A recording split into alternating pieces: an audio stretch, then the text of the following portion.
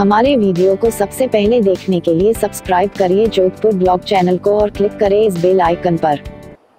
आज हम आपको चित्तौड़ की रानी पद्मावती के विषय में बताएंगे कुछ जानी अनजानी बातें।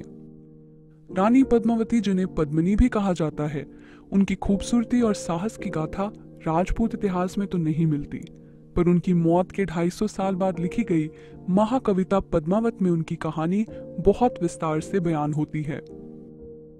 पद्मावत कविता को मलिक मोहम्मद जैसी ने लिखा था और इस कविता के मुताबिक पद्मावती सिम्हाल द्वीप की रहने वाली थी।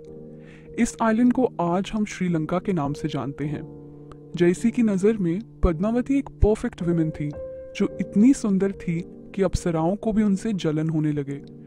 उन्होंने ये भी लिखा कि पद्मावती के पास हीरामणि नाम का एक बोलने वाला तोता था, जो उन्हें बहुत प्यारा था और उनके बेहद करीब भी। हीरामणि ने ही चित्तौड़ के राजा रतन सिंह को जाकर पद्मावती की खूबसूरती का किस्सा सुनाया था, जिसे सुनकर वो भी उनकी खूबसूरती के प्रशंसक हो गए थे। उसके बाद राजा रतन सिंह से रहा नहीं गया और उन्होंने सिम्हाल द्वीप जाकर पद्मावती के स्वयंवर में हिस्सा लिया और बहुत से राजाओं को हराकर पद्मावती का हाथ जीत लिया। फिर पद्मावती चित्तौड़ की रानी बनकर चित्तौड़ के किले में रहने लगी और हर जगह उनकी खूबसूरती के गीत गाए जाने लगे। उन दिनों राजा रतन सिंह के राजपुरोहित राघव चेतन को काला जादू करते हुए पकड़ा गया और जब रतन सिंह को यह पता चला तो राघव को महल से और चित्तौड़ से निकाल दिया। इस बात का बदला लेने के लिए राघव दिल्ली पहुंच गया और जाकर अलाउद्दीन खिलजी को रानी पद्मावती की खूबसूरती के बारे में उकसाकर चित्तौड़ पर हमला कर देने के लिए राजी कर लिया। उसके बाद जब अलाउद्दीन खिलजी अपनी सेना के साथ चित्तौड़ के किले पर पहुंचे तो वो समझ गए कि इस किले की दीवारें भेद कर अंदर जाना एक नामुमकिन काम है। इसलिए उन्होंने ये संदेश राजा रतन सिंह के पास भेजा कि अगर वो रानी पद्मावती को एक बार देख लेते हैं तो वो वापस लौट जाएंगे। बहुत सोच विचार के बाद रतन सिंह ने अलाउद्दीन खिलजी और उनकी गिनती के कुछ सैनिकों को किले में प्रवेश करने की अनुमति दे दी। रानी पद्मावती अपने महल के पास वाले तालाब पर आईं और खिलजी ने पानी में रानी के चेहरे का साया देखा।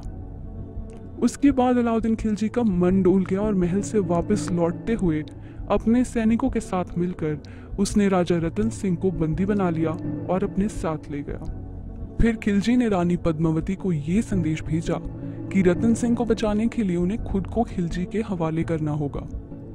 इस संदेश के जवाब में रानी पद्मावती ने ये जवाब भिजवाया और कहा कि वो अपनी 300 नौकरानियों के साथ पालकी पर सवार सुबह खिलजी के खेमे तक पहुंच जाएंगी। ये सुनकर खिलजी की खुशी का ठिकाना नहीं रहा और उसने अपने सैनिकों से कह दिया कि जब रानी और उनकी नौकरानियों की पालकियां आए तो उन्हें प्रवेश करने दिया जाए।